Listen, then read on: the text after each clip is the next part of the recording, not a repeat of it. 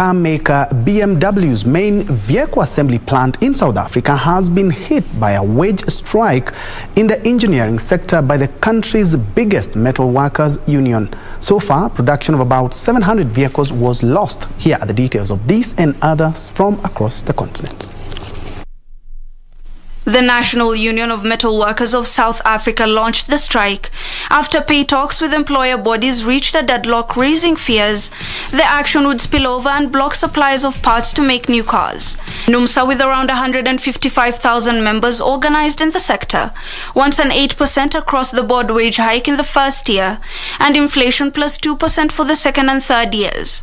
Industry body Steel and Engineering Industries Federation of Southern Africa had initially offered 4.4% for 2021, inflation plus 0.5% in 2022, and inflation plus 1% in the third year.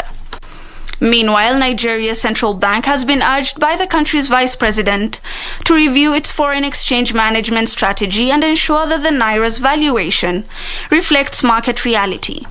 Nigeria has been battling dollar shortages resulting from low prices for oil, its main export, and disruptions linked to COVID-19. The central bank has devalued the currency 3 times since March last year, but the naira has continued to weaken.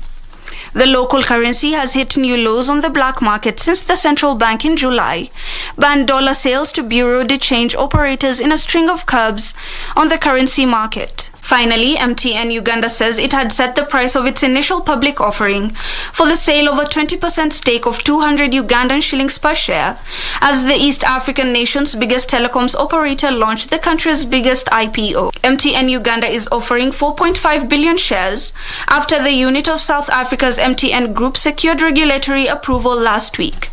This would value the stake at $250 million and MTN Uganda at $1.25 billion. The telecoms firm, which has 15 million subscribers, also offers mobile money financial services, which is the firm's biggest growth area, as more people sought cashless transactions amid the COVID-19 pandemic. Reporting for Lunchtime News, my name is Hibak Saeed.